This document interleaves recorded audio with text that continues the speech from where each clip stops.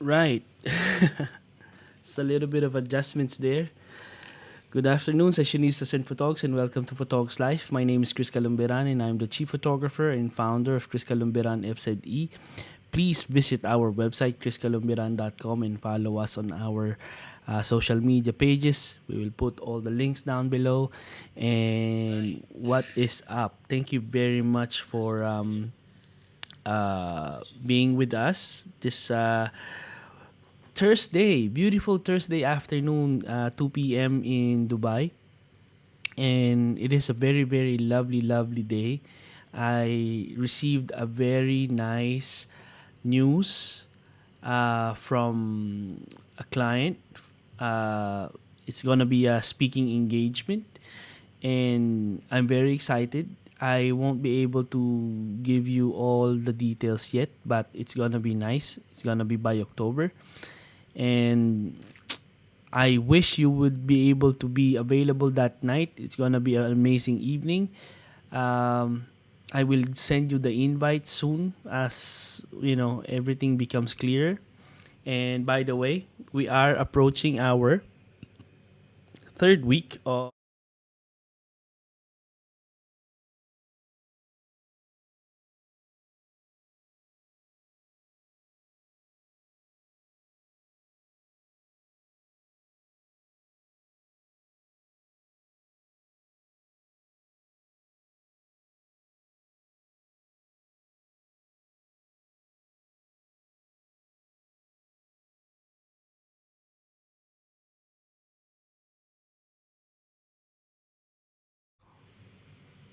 flash photography. How important flash photography is.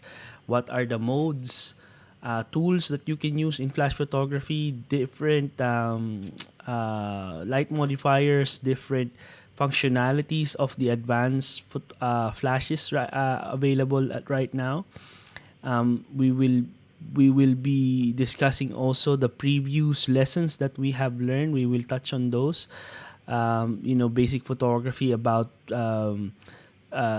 exposure triangle and also composition. We already have focused on those the first 2 weeks, and now it's gonna be for advanced lesson, which is about flash photography, and we will do portrait photography, and we will understand what does it take to take interesting images using the high key and low key techniques.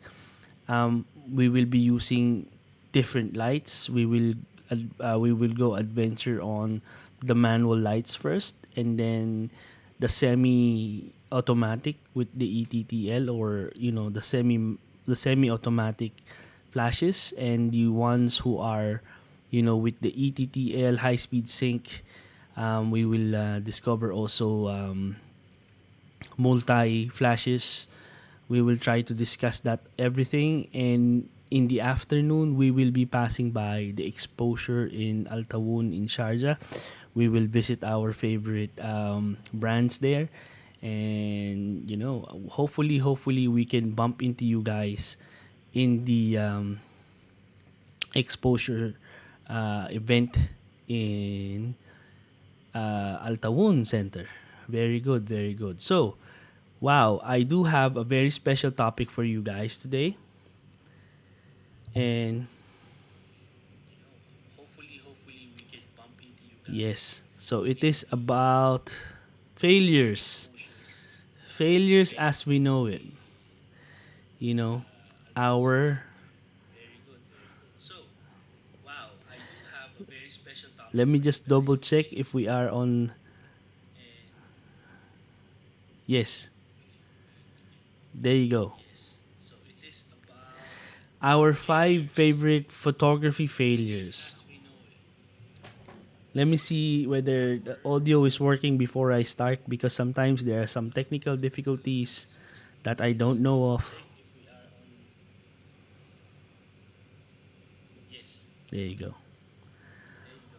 Aha. Okay. So right. It's all about failing. Even about in life, it's all about failing. It's not always about the quitting. It's about how many times we would like to stand up after a fall or after failure. This article came from the resourcemagazineonline.com, resourcemagonline.com. And the article was written by Mr. Alexander Braindel. I hope I'm not killing his name, Alexander Braindel. We will have the links on the article or on this podcast um, once it becomes online. And we are available on YouTube and on Patreon. Please support our Patreon. Uh, we are doing Facebook Live right now, and we will do it on Patreon at the same time. So right. So our five favorite photography failures. So what I do basically is I look for interesting topics. I look for interesting articles that I can share with you guys. And then I give it a piece of my version. I do read the article, although I give credit to the people who wrote it.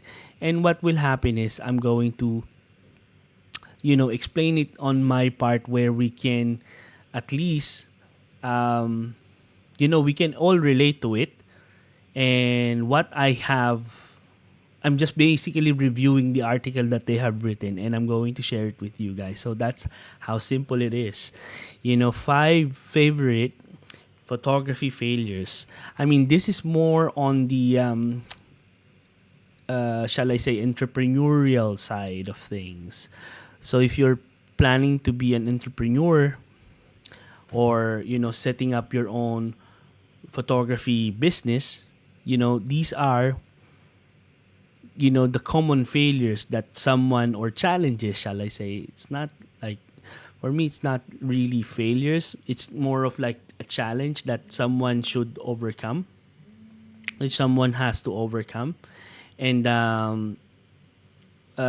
shall I say, we are lucky enough that we have realized, and along the way we will learn these things. In practicality, obviously, we should be able to adapt on changes in the economy and in life, and in whatever life gives us change wise.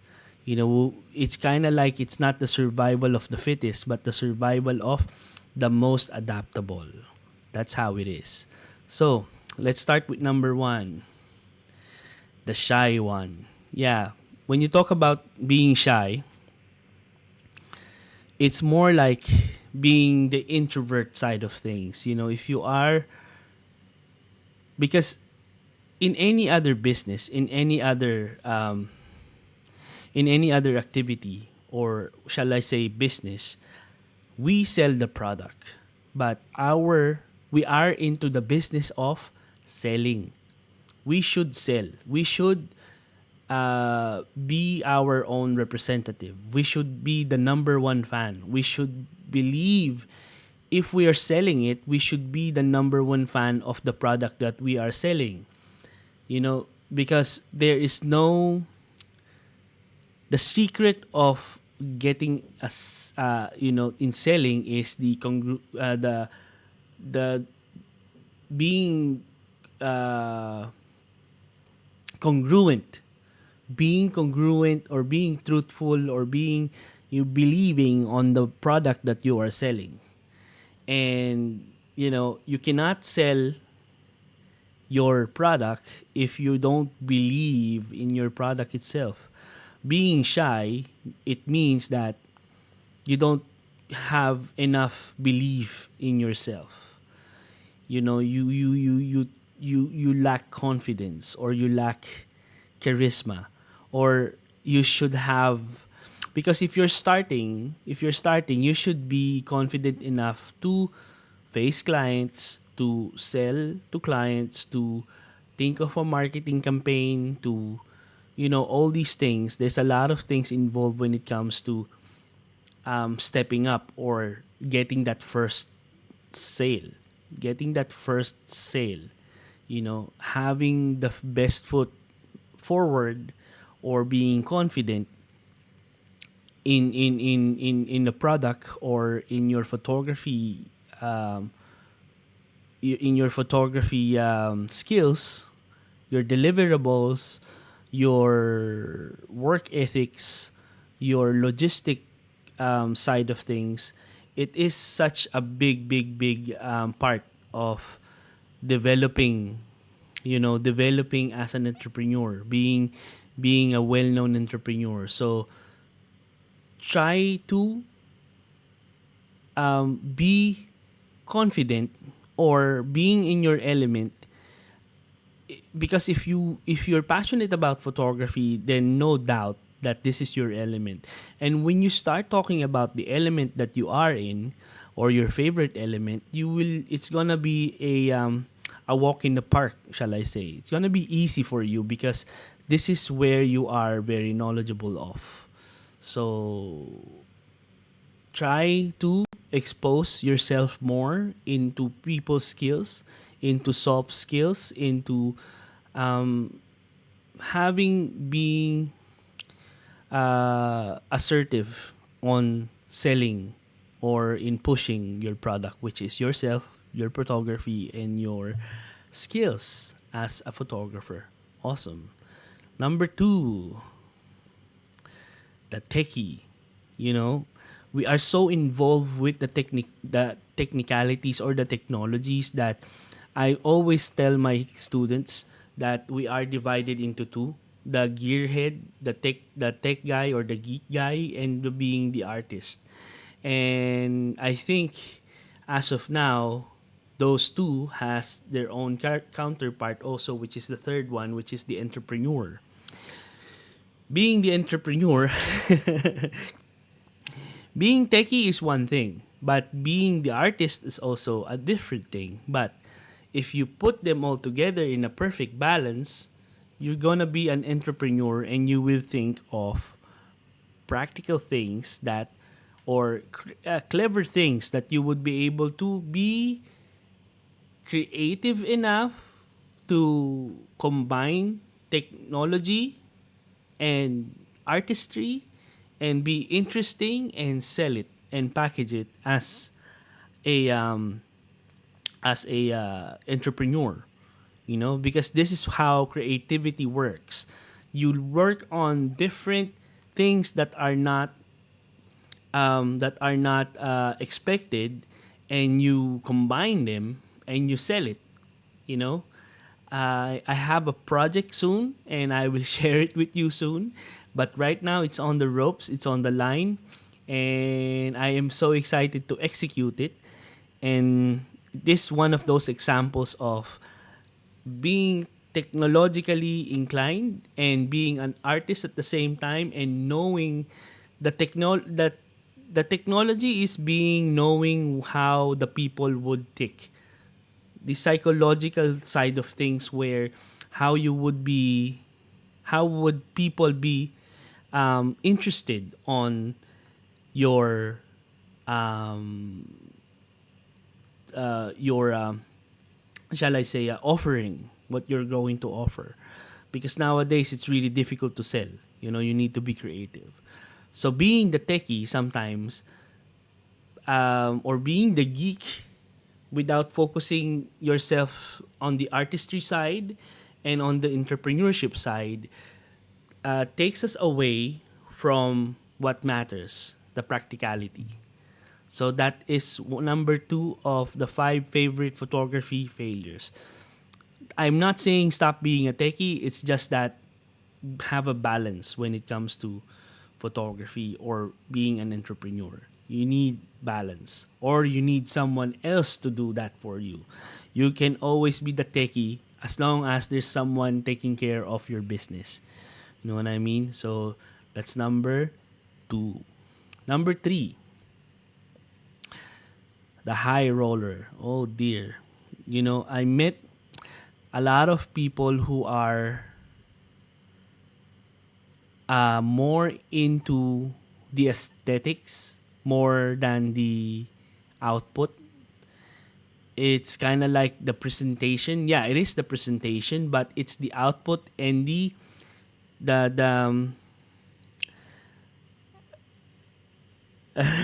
the output and the what do you call this, the the right focus on the right, shall I say, investments. You know, being a high roller, it means that you are buying expensive, or being in an expensive office, being in an expensive studio, hiring a lot of staff just to show other people that you are, wow, you're a baller, like, you know, having the investments into the investing on the wrong things. You know what I mean?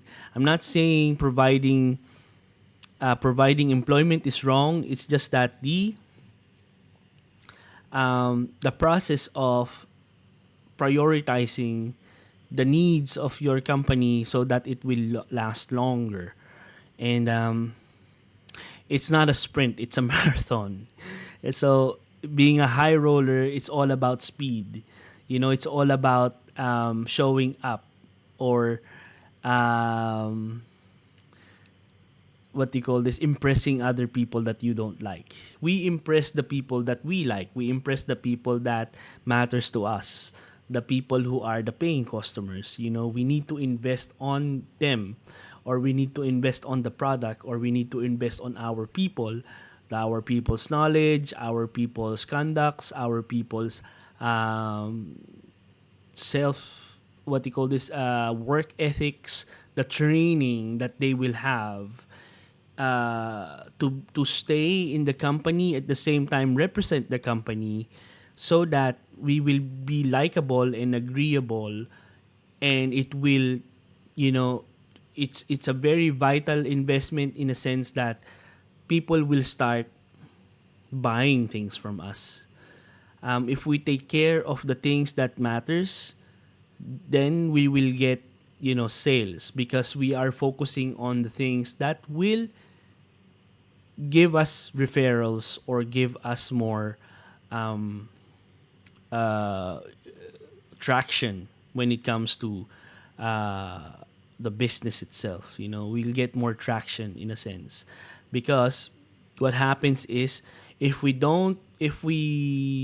focus on getting the latest lens, being in the right, focus on getting that delivery van dream, the black Volkswagen delivery van, the brand new one, oh dear, or the rent in Ticom, or the rent in Albarcia, getting a really nice office to represent yourself as a high roller. We might get into trouble, in a sense that, how are we going to pay those, what do you call this, overheads, when the going text gets tough. You know what I mean? So it's a marathon, it's not a sprint. So the high roller. That's number 3 of our 5 favorite photography failures. Number 4. Wow. The project hopper. This is one of my favorites, the being the project hopper. It means that you are hopping to one project to another, or you're hopping to a discipline, one discipline to another. I remember someone asked me, I asked someone, what is your favorite genre? Is it does it make sense to stick yourself in one genre, or you want to study everything? There's this Shaolin documentary, kung fu documentary, that I watched, and there is this Shaolin student who stayed in the monastery for 3 years, and he was discussing, being a master. There are some students who want to master everything, and they want to study all at the same time. He was describing it like being a rabbit, and eating, and while not finishing the carrot, his carrot, and jumping to another carrot, without finishing the carrot that he's trying to eat, because he wants to eat them all. He's getting a little bit greedy when it comes to, he wants to taste everything. You know what I mean? So what he meant was being focused on a project, as much as possible, giving yourself, because this is my mantra. The reason why I don't accept too much project, I'd rather, this is the reason why I charge that much compared to others, because I want to give my attention to that project. I want to give my full attention so I can give my quality that I think, it's worth the penny. And I don't want to accept a lot of projects at the same time, because it will end up, um, being mediocre when it comes to quality. I'd rather focus on a project and finish that, and then do the other project. You know what I mean?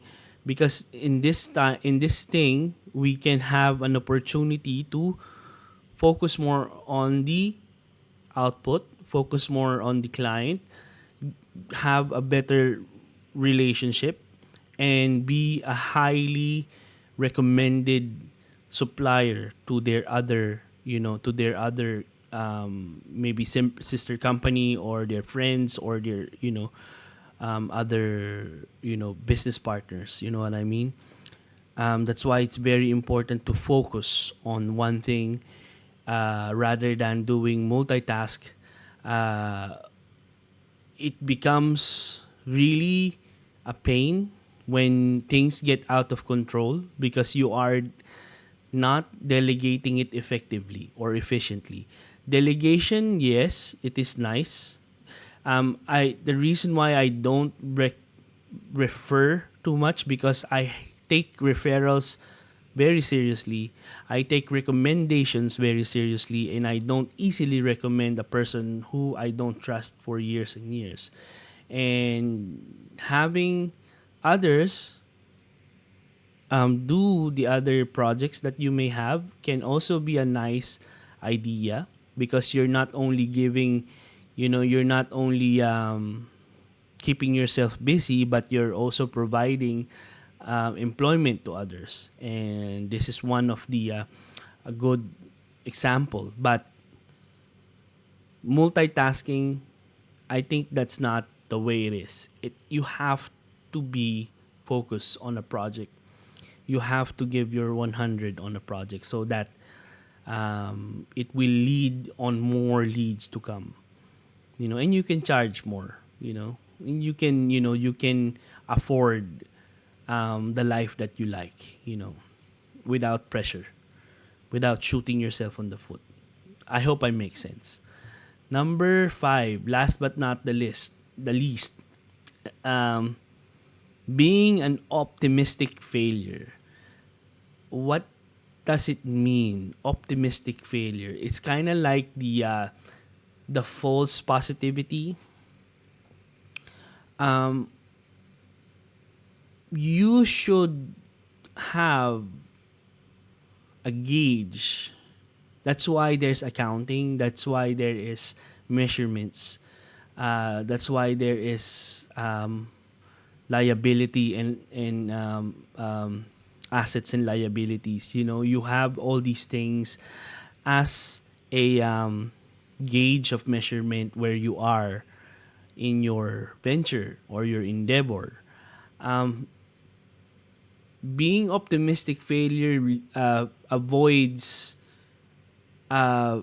seeing the signs that you are or your business is going down. That's why you need to make these measurements. Um, you need to shall I say, uh,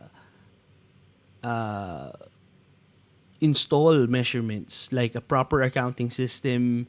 Uh, you know, Prioritizing assets rather than liabilities, investing on the right things, investing on yourself, on your personal skills, not being shy, being sociable and stuff, being more engaging, in social media, not in the wrong way, but obviously that's why you're working on these things.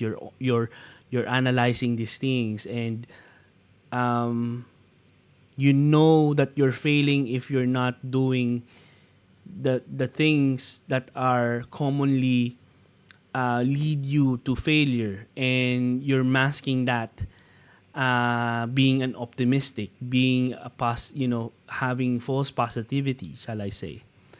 Wow, man, I really like this topic, and it will teach a lot of lessons to our friends, and to our you know friends who are doing, being an entrepreneur, because being an entrepreneur is really tough, and having your own business is, you know um leads you to unique challenges and problems that we never faced being a employee, or being a dependent, and we need to arm ourselves into being creative. The creativity itself can save us somehow on solving problems. That's why I always say photography, being a photographer, is not just clicking pictures, but solving problems, but being a problem solver.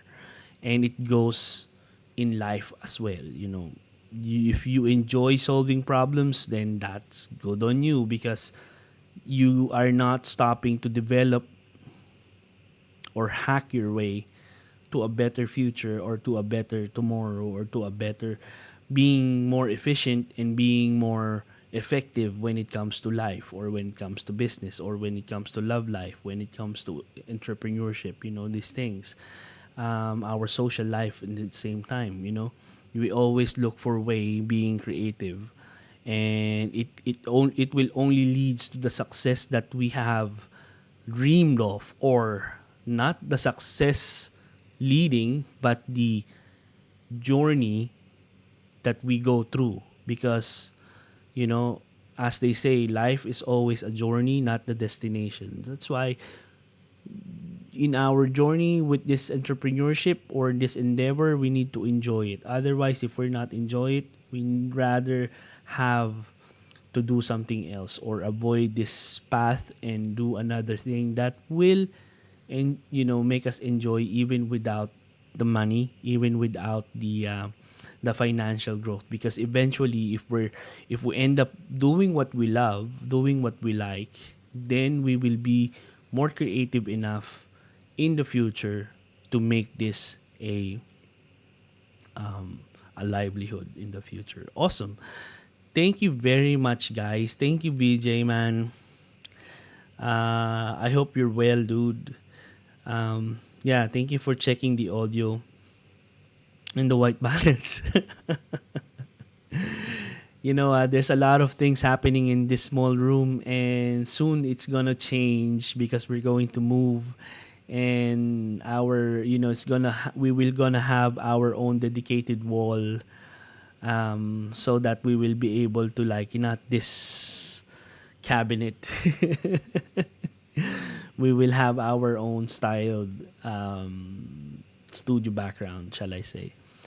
So there you go. There you have it. Thank you very much, and see you in the next episode. And enjoy the rest of the week and this coming weekend. Take care. Cheers.